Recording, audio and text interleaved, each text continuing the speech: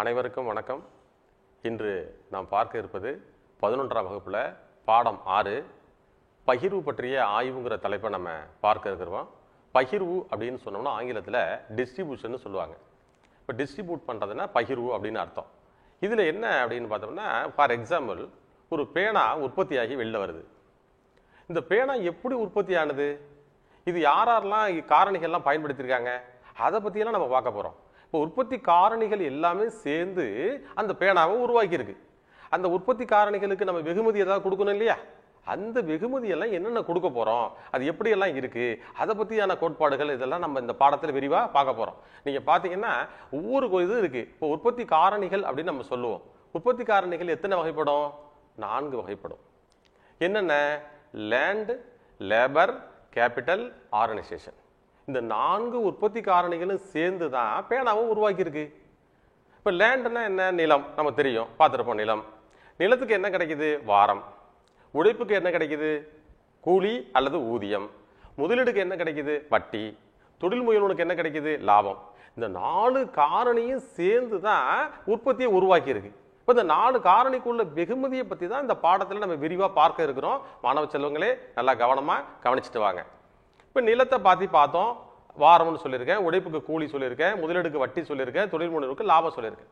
இப்போ தனி மனித பகிர்வுன்னு சொல்கிறேன். இப்போ தனி மனித பகிர்வு இது ஒரு ஒன் வேர்டில் வரக்கூடிய கொஸ்டின். தனி மனித பகிர்வு என்பது ஒரு ஒன் வேர்டில் இருக்குது. இந்த பாடத்திலேயே நீங்கள் பார்த்தீங்கன்னா பின்னாடி இருக்குது. தனி மனித பகிர்வு என்பது ஒரு தனிப்பட்ட மனிதர்களுக்கு வருமானத்தை பகிர்ந்தளிப்பது. வருமானம் அப்படின்னா நீங்கள் கடந்த வகுப்புல நீங்கள் படிச்சிருப்பீங்க. என்ன வருமானம்? நாட்டு வருமானம் என்றால் என்ன ஒரு கேள்வி கேட்பாங்க. நாட்டு வருமானம்னா என்ன? ஒரு நாட்டில் ஓராண்டில் உற்பத்தி செய்யப்பட்ட பண்டங்கள் மற்றும் பணிகளுடைய மதிப்பு தான் நாட்டு வருமானம். அந்த நாட்டு வருமானத்தை தான் பகிர்ந்து கொடுக்குறேன். யாருக்கு பகிர்ந்து கொடுக்குறேன்? தனிநபருக்கு பகிர்ந்து கொடுக்குறேன். அதை பற்றி தான் இந்த பாடத்தை படிக்க போகிறோம். இது தனிநபர் பகிர்வுன்னு சொல்லியிருக்கேன். இன்னொரு பகிர்வு இருக்குங்க. அது என்னது? பணிசார் பகிர்வு.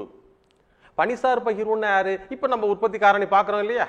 அந்த உற்பத்தி காரணிகளை கொண்டு பகிர்ந்தளித்த அதுக்கு பணிசார் பகிர்வு. அப்புறம் பகிர்வுல 2 வகைப்படும். ஒன்று தனிநபர் பகிர்வு, அது தனிநபருக்கு பிரித்து கொடுக்கிறது. பணிசார் பகிர்வுங்கிறது உற்பத்தி காரணிகளை கொண்டு பகிர்ந்தளித்தல். இது 2 தான் இந்த கோட்பாடுகள்ல இருக்கு. இது சம்பந்தமான கருத்துகள், சம்பந்தமான கோட்பாடுகள் எல்லாமே இருக்குங்க. இதுல முதலா நம்ம பார்க்கக்கூடிய ஒரு முக்கியமான கோட்பாடு இறுதிநிலை உற்பத்தி திறன் பகிர்வு கோட்பாடு அப்படிங்கிற ஒரு முக்கியமான கோட்பாட்டை பத்தி நம்ம விளக்கமா பார்க்க இருக்கிறோம். இந்த கோட்பாட்டை உருவாக்கியவர் யாரு? Clark, Wicksteed, Walras. நல்லா ஞாபகம் வச்சுங்க, 3 பேரை சொல்லியிருக்கேன்.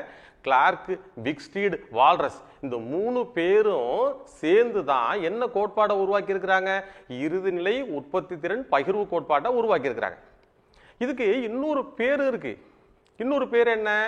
பொது பகிர்வு கோட்பாடுன்னு சொல்லலாம், அல்லது தேசிய ஈவுத்தொகை கோட்பாடுன்னு சொல்லலாம். இந்த கோட்பாடை மறந்துடாதீங்க. 2 இது சொல்லியிருக்கேன். காரணிகளோட பொது பகிர்வு கோட்பாடுன்னு சொல்லலாம், அல்லது தேசிய ஈவுத்தொகை பகிர்வு கோட்பாடுன்னு சொல்லலாம். இது என்ன சொல்லுது? உற்பத்தி காரணிகளுக்கு விலையை எவ்வாறு நிர்ணயிக்கிறது, உற்பத்தி காரணிகளுக்கு எவ்வாறு ஊதியத்தை நிர்ணயிப்பது, அதை பற்றிய கோட்பாடு. இப்போ உற்பத்தி காரணிகள் அப்படின்னு நான் சொல்லிட்டேன், முன்னாடியே சொன்ன பார்த்தீங்களா? அந்த உற்பத்தி காரணிகளுக்கு எவ்வாறு விலை, எவ்வளவு ஊதியம், என்ன மாதிரி கொடுக்கறது, அதை பற்றி என்ன விளக்கமான இதெல்லாம் இது இருக்கு. எடுகோல் ஃபர்ஸ்ட் 1. அனைத்து காரணிகளும் ஒருமை தன்மை கொண்டவை. எல்லா காரணியும் எப்படி இருக்கு? ஒரே மாதிரியா இருக்கு. அப்ப மாற்றம் எதுவும் இல்லை. முதல் பாயிண்ட் ஞாபகம் வச்சுக்கிறீங்களா? 2வது, உற்பத்தி காரணிகள் ஒன்றுக்கொன்று பதிலீடு செய்யத்தக்கவை. சப்ஸ்டிடியூட்னு சொல்றோம். இப்ப கிரிக்கெட்ல பார்த்திருப்பீங்க, ஒரு ஆள் அடிபட்டு இருந்தா என்ன பண்ணுவாங்க? இன்னொரு ஆளை சப்ஸ்டிடியூட் பண்ணுவாங்க. அப்ப சப்ஸ்டிடியூஷன் எனது பதிலீடு. இப்ப காஃபிக்கு பதிலாக டீ குடிக்கிறது, அது மாதிரி பதிலீடு செய்யும். இந்த உற்பத்தி காரணிகள் என்ன பண்ண போறோம்? ஒரு மூலதனத்துக்கு பதிலாக என்ன பண்ண போறோம்? உழைப்பை பயன்படுத்த போறோம். உழைப்புக்கு பதிலாக என்ன பயன்படுத்த போறோம்? மூலதனத்தை பயன்படுத்த போறோம். அது உற்பத்தி காரணிகளோட பதிலீடு இருக்கு. 2வது பாயிண்ட். 3வது, காரணி அங்காடி பண்டங்கள்ல நிறைவு போட்டி நிலவுகிறது. பர்ஃபெக்ட் காம்படிஷன் சொல்லுவாங்க. நிறைவு போட்டினா உங்களுக்கு தெரிஞ்சிருக்கும், இருந்தாலும் ஒரு வாட்டி ஞாபகப்படுத்தி சொல்றேன். எண்ணற்ற வாங்குவோர் விற்போர் இருப்பார்கள், போக்குவரத்து செலவு கிடையாது, ஒரே மாதிரியான பண்டங்கள் இருக்கும். இது எல்லாமே எதோட இயல்புகள்? நிறைவு போட்டியினுடைய இயல்புகள். இது எல்லாமே இப்ப இந்த காரணி அங்காடியில நிறைவு போட்டி இயல்புகிறது நிலவுகிறது அப்படின்னு சொல்லியிருக்காங்க. இது முக்கியமானது. அடுத்தது, முழு வேலை நிலை நிலவுகிறது. ஃபுல் எம்ப்ளாய்மெண்ட் ஸ்கீம்ல இருக்கு. ஃபுல் எம்ப்ளாய்மெண்ட் ஸ்கீம் இதுல இருக்கு. முழு வேலை நிலை இருக்கு. அதனால இது வந்து நீங்க பாத்தீங்கன்னா classical economist, new classical economist சொல்லுவாங்க.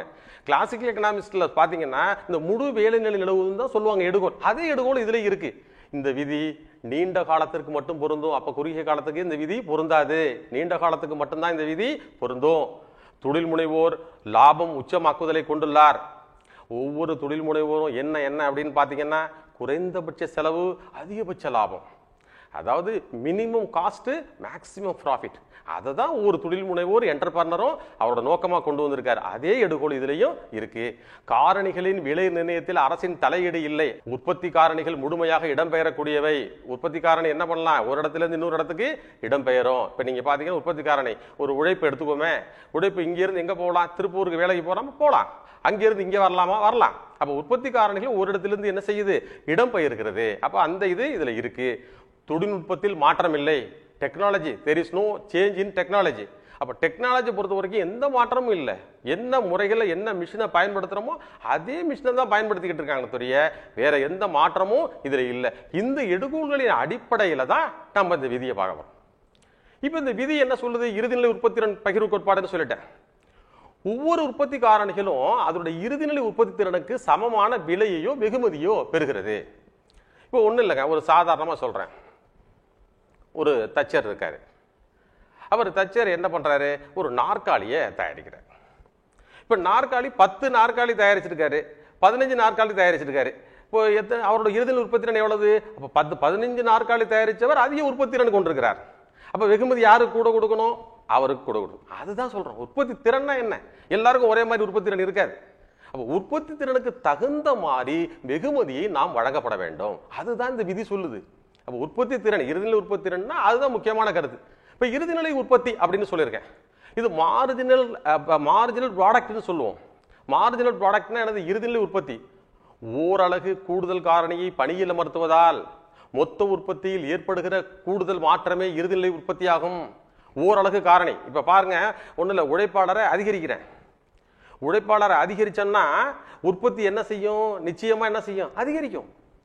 உழைப்பாளர் அதிகரிக்க அதிகரிக்க உற்பத்தி ஆகிறது என்ன செய்யும், அதிகரிக்கும். அதுதான் இறுதிநிலை உற்பத்தி. ஓரளவு கூடுதல் காரணியை பணியில் அமர்த்துவதால் மொத்த உற்பத்தியில் என்ன செய்யுது, மாற்றம் வருது. அதுதான் பார்க்க போறோம். அப்ப இறுதிநிலை உற்பத்தியில என்ன, அதே தான் கிட்டத்தட்ட சேம் தான். ஓரளவு ஒரு காரணியை பணியில் அமர்த்துவதால் மொத்த உற்பத்தியில் ஏற்படுகிற மாற்றமே இறுதிநிலை உற்பத்தி ஆகும். இதை நம்ம சில ஈக்குவேஷன்ல சில பாயிண்ட்ஸ்ல விளக்கலாம்.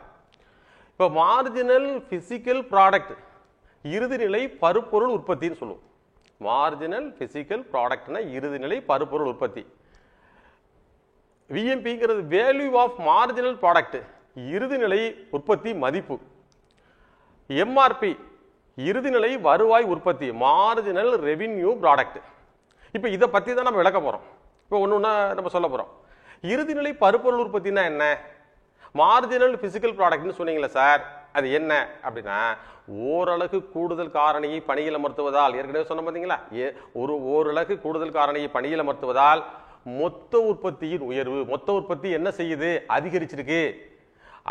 லேபரை அதிகரிக்க அதிகரிக்க உற்பத்தி என்ன செஞ்சிருக்கு, அதிகரிச்சிருக்கு. அதுதான் இறுதிநிலை பருப்பொருள் உற்பத்தி. பருப்பொருள்ங்கிற வார்த்தை கூட கண்ணுக்கு புலனாகக்கூடிய பொருள்னு சொல்லுவோம் நம்ம.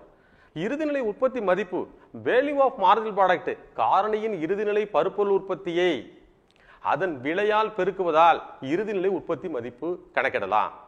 வேல்யூ ஆஃப் மார்ஜினல் ப்ராடக்டை எப்படி சார் கணக்கிடுவீங்க, ஒண்ணு இல்ல, மார்ஜினல் பிசிக்கல் ப்ராடக்ட் இன்டு விலை.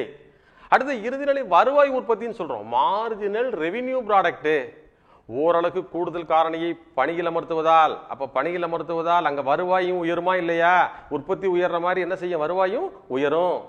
மொத்த வருவாய் மாறுகிறது. இதுல உற்பத்தி காரணியை நாம் பயன்படுத்தும் போது மொத்த வருவாயில் மாற்றம் ஏற்படுகிறது. அதுக்கு பேரு இறுதிநிலை வருவாய் உற்பத்தி. அது எப்படி சொல்லலாம், விளக்கலாம்.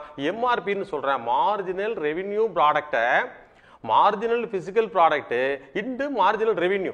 மார்ஜினல் பிசிக்கல் ப்ராடக்ட்னா என்னது, கண்ணுக்கு புலனாகக்கூடிய பொருள். பார்த்துருக்கேன், எத்தனை பொருள் தயாரிச்சிருக்கேன். எம்ஆர்ங்கிறது என்னது, ரெவின்யூ. இந்த ரெவின்யூ இதை ரெண்டையும் பெருக்கணும்னா நமக்கு என்ன கிடைக்க போகுது, மார்ஜினல் ரெவின்யூ ப்ராடக்ட் நமக்கு கிடைக்க போகுது. இதுதாங்க நம்ம பார்த்துருக்கோம். 3 இதையும் நம்ம பார்த்துருக்கோம். இதுக்கு பிறகு நம்ம பார்க்க போறது என்ன அப்படின்னா, இந்த கோட்பாட்டோட விளக்கத்தை பத்தி பார்க்க போறோம். இந்த கோட்பாடு என்ன சொல்லுது, என்ன கோட்பாடு சொல்லிட்டு இருக்கோம், இறுதிநிலை உற்பத்தி திறன் பகிர்வு கோட்பாடை பத்தி தான் நம்ம பார்த்துக்கிட்டு இருக்கோம். இந்த கோட்பாட்டோட விளக்கத்தை நம்ம பார்க்க போறோம். ஒரு உற்பத்தி காரணியின் உற்பத்தி திறனுக்கு ஏற்ப விலை கொடுப்பார். நான் ஏற்கனவே சொல்லியிருக்கேன், உற்பத்தி காரணி உற்பத்தி திறன் எவ்வளவு இருக்கு அதுக்கு தகுந்த மாதிரி தான் விலை அல்லது வெகுமதியை கொடுப்பார்கள். அதிகமாக கொடுக்க மாட்டாங்க. 15 டேபிள் தயாரிச்சிருக்காங்க, 10 டேபிள் தயாரிச்சிருக்காங்கன்னா 10 ஒயர் பின்னிருக்காங்கன்னா எந்த அளவு உற்பத்தி காரணி இருக்கோ அதுக்கு தகுந்த மாதிரி வெகுமதி தான் கிடைச்சிருக்கும்.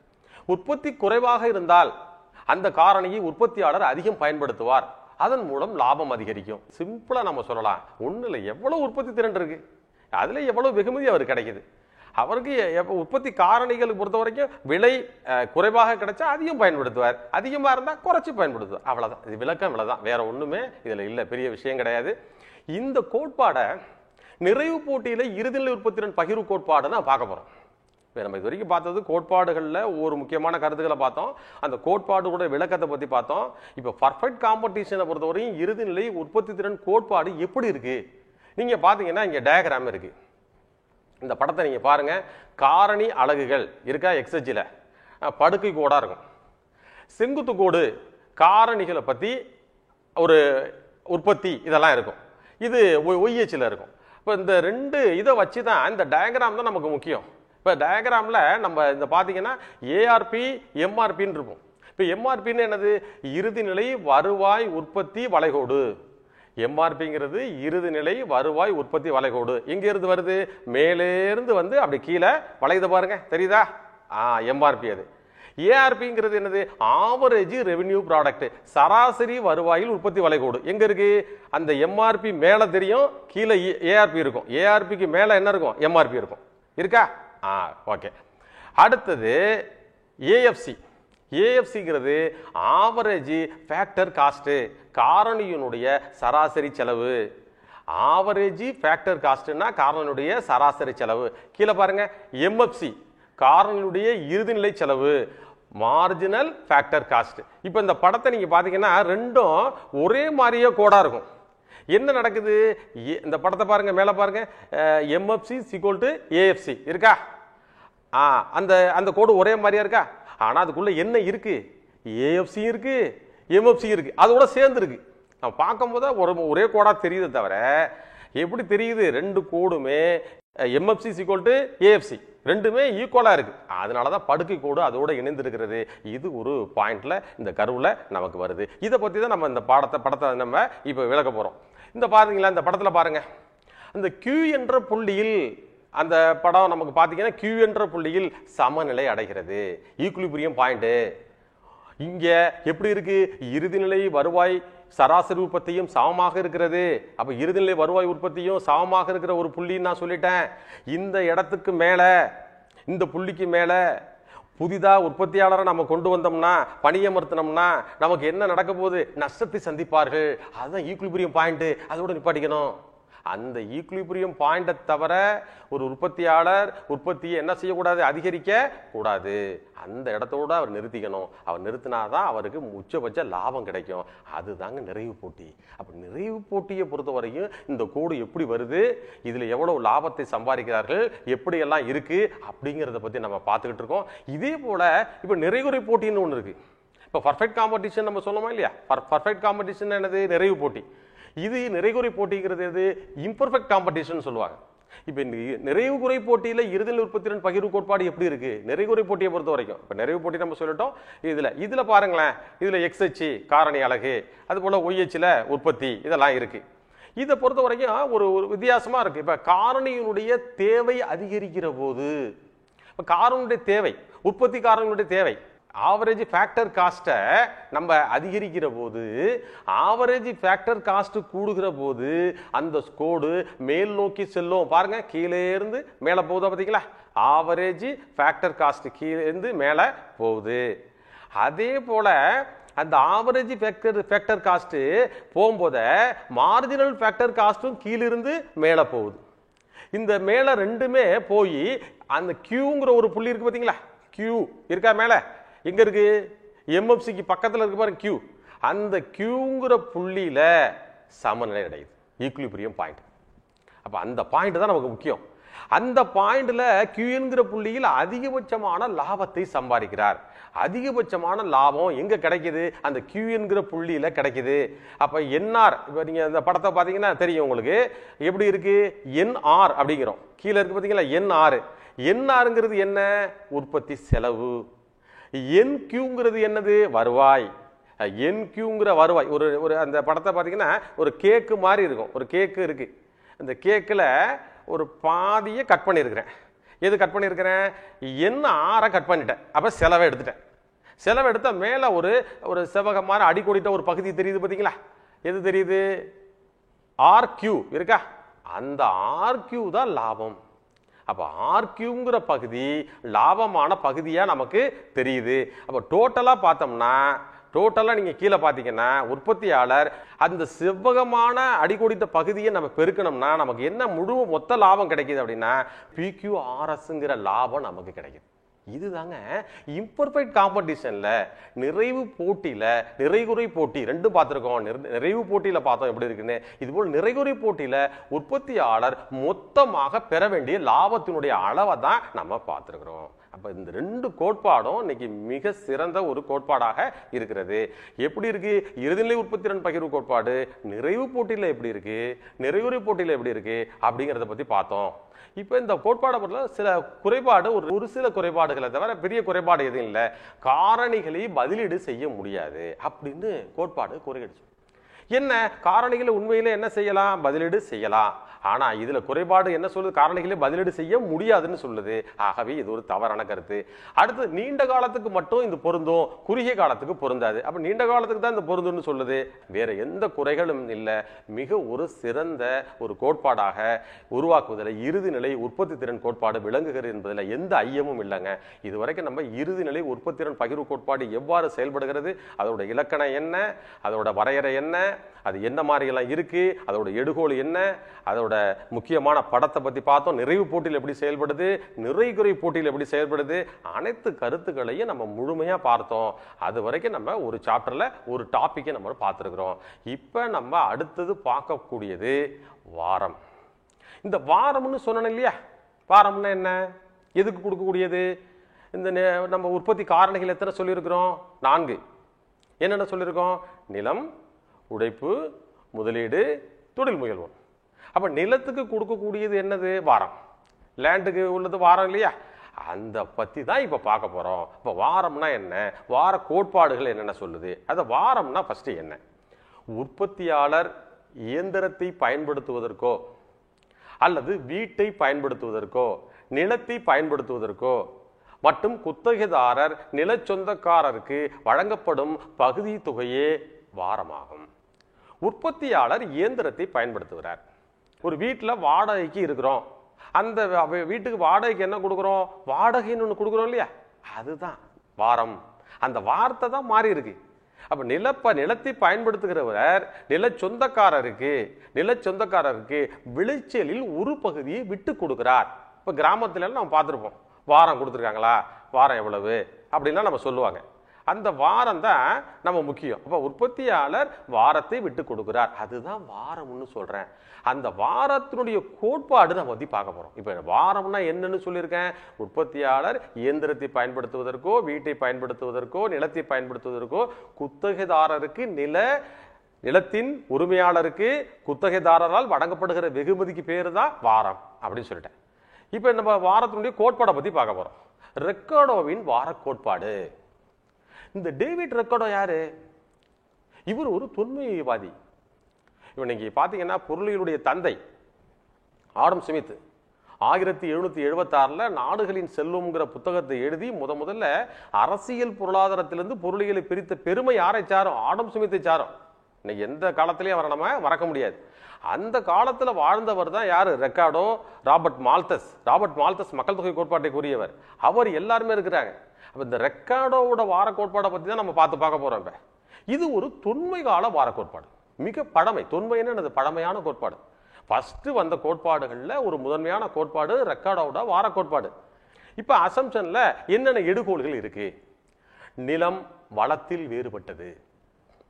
நிலம் பார்ப்பதற்கு நீங்க ஒண்ணு போலதான் இருக்கும். நிலம் எல்லா நிலமும் ஒரே மாதிரியா இருக்கா? கிடையாது.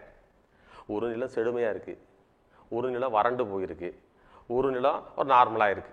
இப்ப நிலம் என்பது வளத்தில் வேறுபட்டது. ஒரே மாதிரி நம்ம பார்க்கறதுக்கு நிலம்னா ஒரே மாதிரின்னு சொல்றோமே தவிர ஆனா உண்மையிலே அப்படி இல்லை. வேளாண்மையில் குறைந்த செல் விலை விதி செயல்படுகிறது. குறைந்த செல் விலை விதின்னு நம்ம சொல்றோம். Law of diminishing return to scale அப்படிம்பாங்க. உற்பத்தி பண்ண பண்ண நிலத்தினுடைய தரம் குறைஞ்சிக்கிட்டே இருக்கும். அதுதான் குறைந்த செல் விலை விதி. அது செயல்படுகிறது. நிலத்தின் வளம், நிலத்தின் அமைவிடம் ஆகியவற்றை பொறுத்து அமைகிறது. நிலத்தோட இடம், நிலம் எந்த இடத்துல அமைஞ்சிருக்கு. இப்போ நீங்கள் பார்த்தீங்கன்னா வானம் பார்த்த பூமிம்பாங்க. வானம் பார்த்த பூமி என்னது? மேடான பகுதியில் நிலம் அமைஞ்சிருக்கும். அங்கே மழை பெஞ்சாதான் தண்ணி கிடைக்கும். இப்போ நீங்கள் பழைய காலங்களில் நம்ம ஹிஸ்ட்ரி எல்லாம் படிச்சிருக்கிறோம். வரலாற்று சுவடிகள்லாம் வரலாற்றெல்லாம் படிச்சிருப்போம். அந்த வரலாற்றில் சிந்து சமவெளி நாகரிகம் பார்த்துருக்கோம். இந்த சிந்து சமவெளி மக்கள் எங்கே போய் குடிபெயர்ந்தாங்க? சிந்து சமவெளி ஆற்றின் கரையோரத்தில் போய் குடி சேர்ந்தாங்க, குடியமர்ந்தார்கள். ஏன்? அங்கே தண்ணீர் கிடைச்சிது. அப்போ அந்த நிலம் என்ன நிலம்? செழுமையான நிலம். அதனால அந்த இடத்துக்கு போனாங்க. அப்போ நிலத்தோட வளம் நிலத்தின் அமைவிடத்தை பொறுத்து அமைகிறது. அது எந்த இடத்துல நிலம் இருக்கு அதுதான் முக்கியம். நிறைவு போட்டி நிலவுகிறது. ஏற்கனவே நம்ம பார்த்துருக்கோம். இந்த பர்ஃபெக்ட் காம்படிஷன் தான் இருக்குன்னு சொல்லிட்டு நிறைவு போட்டி நிலவுகிறது. அதுபோல இந்த எடுகோல நீண்ட காலத்தை அடிப்படையாக கொண்டது. இது குறுகிய காலம் கிடையாது. இதுவும் நீண்ட காலத்தை அடிப்படையாக கொண்டதாக இருக்கிறது. நிலத்துல என்ன இருக்கு? இறுதிநிலை நிலம் அல்லது வாரமில்லா நிலம் அப்படின்னு இருக்கு. இறுதிநிலை நிலம்னு இருக்கு, வாரமில்லா நிலமும் இருக்கு. நிலம் உண்மையான அழிக்க முடியாத சக்திகளை கொண்டது. நிலத்தை ஆக்கவோ அழிக்கவோ முடியாது. நிலம் ஒரு இயற்கையின் கொடை. நிலத்தை நம்ம என்ன பண்ண, நிலம் கிஃப்ட், என்ன சொல்லுவோம், நேச்சர் கிஃப்ட்னு சொல்லுவோம். உண்மையான சக்திகளை கொண்டது நிலம். நிலம் எதற்கு பயன்படுத்துகிறது? அடுத்த பாயிண்ட், வேளாண்மைக்கு மட்டும் நிலம் பயன்படுத்தப்படுகிறது. அக்ரிகல்ச்சருக்கு தான் நிலம் பயன்படுத்தப்படுகிறது. இது 8வது பாயிண்டா சொல்லியிருக்கோம். அடுத்தது 9வது பாயிண்ட், அதிக வளமுள்ள நிலங்களில் முதலில் பயிர் செய்ய பயன்படுகிறது. எல்லாரும் என்ன செய்வாங்க? அதிக வளமுள்ள நிலத்தை நோக்கித்தான் போவாங்க. அதுதான் முக்கியம். இப்ப நல்லா சொல்றேன், திருப்பி சொல்றேன், நல்லா கவனிச்சுட்டு வாங்க. இடுகோல் சொல்லியிருக்கேன். நிலம் வளத்தில் வேறுபட்டது. வேளாண்மையில் குறைந்த செல் விலை விதி செயல்படுகிறது. நிலத்தின் வளம் மற்றும் நிலத்தின் அமைவிடம் ஆகியவற்றை பொறுத்து அமைகிறது. நிறைவு போட்டி நிலவுகிறது. நீண்ட காலத்தை அடிப்படையாக கொண்டது. இறுதிநிலை நிலம் அல்லது வாரமில்லா நிலம் உண்டு. இதை பத்தி நம்ம பார்க்க போறோம். இப்ப தெளிவா சொல்ல போறேன். அதையும் நிலம் உண்மையான அடிக்க முடியாத சக்திகளை கொண்டது. வேளாண்மைக்கு மட்டும் நிலம் பயன்படுத்தப்படுகிறது. அதிகம் உள்ள நிலங்கள் முதலில் பயிர் செய்ய பயன்படுகின்றன. இது எடுகோலுங்க. இதாங்க எடுகோல். இந்த எடுகோலை வச்சு தான் நம்ம இந்த பாடத்துல ரெக்கார்டோட நிலவார கோட்பாடை பத்தி விளக்க போறோம். இப்போ ஒன்றும் இல்லை, சாதாரணமாக மிக எளிமையாக சொல்லித்தரேன். நல்லா கவனமாக கவனிச்சுட்டு வாங்க. ரொம்ப எளிமையாக இருக்கும். ஒரு தீவு கூட்டத்தில், இந்த தீவு கூட்டத்தை என்ன பண்ணுறேன், ஏபிசின்னு ஒரு பிரித்து வச்சுருக்கேன். நிலத்தை ஏபிசின்னு பிரித்து வச்சுருக்கேன். இப்போ முதல்ல தீவு கூட்டத்துக்கு ஒரு மக்கள் குடிபெயர்றாங்க. அங்கே பார்த்தீங்கன்னா இலவசமாக நிலம் கிடைக்குது. இப்போ இலவச பண்டங்கள் நம்ம சொல்லுவோம். காற்று, சூரிய ஒளி, தண்ணீர், இதெல்லாம் இலவச பண்டங்கள். இப்போ நவீன காலத்தில் என்ன ஆகிட்டு இருக்கு, வாட்டர் கூட காசு கொடுத்து வாங்க வேண்டிய சூழ்நிலை தள்ளப்பட்டிருக்கு. இலவச பண்டம் எப்போ இலவசமாக கிடைச்சாதான் அது இலவச பண்டம். காசு கொடுத்தோம்னா அது என்ன பண்டமாக மாறிடுது, பொருளாதார பண்டமாக மாறிடும். இப்போ மக்கள் என்ன பண்ணுறாங்க, ஏங்கிற அந்த நிலத்தை நோக்கி போகிறாங்க. எப்போ இலவசமாக கிடைக்குது, இலவசமாக கிடைச்சா அதுக்கு வாரம் உண்டா? வாரம் கிடையாதுங்க. வாரம் இல்லாத நிலமாக இருக்கிறது. உழைப்பையும் மூலதனத்தையும் பயன்படுத்துகிறார்கள். கேபிட்டல் அண்ட் லேபரை பயன்படுத்துகிறாங்க. அப்போ ஏத்தர நிலம், முதல்ல நல்ல செழுமையான நிலம், நல்ல வாட்டர் ஃபெசிலிட்டி உள்ள நிலம். அந்த நிலத்துக்கு போகிறாங்க. அங்கே சாகுபடியை பண்ணுறாங்க. அங்கே சாகுபடியை பண்ணோம்னா ஏத்தர நிலத்தில் எவ்வளோ நெல் மூட்டை விளையுது? நெல் மூட்டை எவ்வளோ விளையுதுன்னா 40 மூட்டை நெல் விளையுது. முதல்ல ஒரு தீவு கூட்டத்துக்கு மக்கள் போனாங்க. அதை அவங்க 40 மூட்டை நெல்லை விளைவிச்சாங்க. அடுத்த மக்கள் கூட்டம் அடுத்து அதே தீவுக்கு வருதுங்க. இப்ப ஏற்கனவே நான் சொல்லிட்டேன், இந்த விதி என்ன விதி செயல்படுகிறது? குறைந்த செல் விலை விதி செயல்படுகிறதுன்னு சொல்லியிருக்கேன். இவங்க என்ன நினைக்கிறாங்க, 2ஆம் தர நிலத்தை நோக்கி இப்ப போறாங்க. முதல் தர நிலத்துல சாகுபடி பண்ணாங்களே, இப்ப அதை விட கொஞ்சம் நார்மலான நிலம் இருக்கு இல்லையா, அந்த நிலத்தை இவங்க சாகுபடிக்கு பயன்படுத்துறாங்க. இப்ப பீத்தர நிலத்துல நெல் மூட்டையை விளைவிக்கிறாங்க. நெல் மூட்டை விளைவிச்சா எவ்வளவு வருது? நெல் மூட்டை அதுல ஒரு 30 மூட்டை வருது. அப்ப ஏத்தர நிலத்துல எவ்வளவு வருது? 40. பீத்தர நிலத்துல எவ்வளவு வருது? 30. அப்ப 40 - 30 கழிச்சா எவ்வளவு வருது? 10. அப்ப 10 மூட்டை என்னது? பொருளாதார வாரம். இப்ப அடுத்தது மக்கள் வர்றாங்க, அதே தீவுக்கு வர்றாங்க, சீத்தர நிலத்தை நோக்கி பயன்படுத்துறாங்க. அந்த சீத்தர நிலத்தினுடைய உற்பத்தி மதிப்பு எப்படி இருக்கு? சமமா இருக்கு. எவ்வளவு செலவு செய்யறாங்களோ, எவ்வளவு உற்பத்தி பண்றாங்களோ, எவ்வளவு வருவாயோ அதே அளவு தான் கிடைக்குது. அப்ப உற்பத்தியும் வருவாயும் ஒரே மாதிரியா இருக்கு. அந்த நிலம் தான் வாரம் இல்லா நிலம். இப்ப பாருங்களேன், அந்த படத்தை அழகா சொல்றேன். ஏ பி சி பிரிச்சிருக்கா? 40, 30, 20. இப்ப நம்ம என்ன பண்ண போறோம்? சீத்தர நிலத்தை கம்பேர் பண்ண போறோம். 40 - 20. 20 ஏது? சீத்தர நிலத்தில் உள்ள விளைச்சலுடைய பகுதி. அப்ப 40 - 20 20. பீத்தர நிலம் எவ்வளவு? 30. அப்ப எவ்வளவு? 30 - 20 10. அப்ப அங்க முதல் தர நிலத்துல எவ்வளவு வாரம் கிடைச்சிருக்கு? 20 மூட்டை கிடைச்சிருக்கு. பீத்தர நிலத்துல எவ்வளவு கிடைச்சிருக்கு? 10 கிடைச்சிருக்கு. சீத்தரத்துக்கு வாங்க, 20 - 20 0. அந்த நிலம் தான் என்ன நிலம்? வாரம் இல்லா நிலம், அல்லது என்ன சொல்லியிருக்கேன்? இறுதி நிலை நிலம். அந்த இதுதாங்க. அப்ப இதுதாங்க இந்த கருத்து. இப்ப பாத்தீங்கன்னா ஏபிசியில எப்படி எல்லாம் இருந்திருக்கு. இப்ப நம்ம அதை வந்து ஒரு வரைபடம் மூலமா தெளிவா நம்ம சொல்லலாம். இங்க எக்ஸ்ஹெச் பாருங்க. எக்ஸ்ஹெச்ல நிலத்தினுடைய தரம் குறிப்பிடப்பட்டிருக்கு. பாருங்க, படத்தை பாருங்க, தெரியுதா? நிலத்தினுடைய தரம் குறிப்பிடப்பட்டிருக்கிறது. இங்கே காரனுடைய விளைச்சல் இங்கே குறிப்பிடப்பட்டிருக்கு ஒய்ஹெச்ல. இப்ப ஒண்ணு பாருங்க. இப்ப நான் சொன்ன கருத்துக்கள்ல ஏத்தர நிலம் எவ்வளவு சொன்னேன்? ஏதர நிலம் நேர பாருங்க, எக்ஸ்ஹெச் நேர எங்க போகுது? 40க்கு நேர போகுது. இருக்கா? முதல் தர நிலம் எவ்வளவு? 40. ரெண்டாம் தர நிலம் எவ்வளவு சொன்னேன்? 30. மூன்றாம் தர நிலம் என்ன சொன்னேன்? 20. அப்ப ரெண்டுலயும் ஒரு அடி கோடிட்டு போட்டு காமிச்சிருக்கா பாத்தீங்களா? அந்த நிலத்துக்கு வாரம் இருக்கு. எதுக்கு இருக்கு? ஏக்கு இருக்கு, பிக்கு இருக்கு. சி நிலத்துல எது இருக்கு? வாரம் இல்ல நிலம். 20 - 20 நான் பார்த்தோம், நம்ம ஒண்ணுமே இல்லை, எதுவுமே இல்லை. இது வாரம் இல்ல நிலம். இதுலயும் சில குறைபாடுகள் இருக்கு. முதல் வளம் பொருந்திய நிலம். முதல்ல என்ன பண்றாங்க? எல்லாரும் போய் அந்த செடுமையான நிலத்தை தான் பிடிப்பாங்க அப்படின்னு யாரு சொல்றா? இந்த விதி சொல்லுது. ரெக்கார்ட் நிலவார கோட்பாடு விதி சொல்லுது. ஆனா அது தவறானது. சப்போஸ் என்ன செய்யலாம்? வேற இடத்துல கூட வளம் குறைவான இடத்துல கூட என்ன பண்ணலாம்? சாகுபடியே பண்ணலாம்.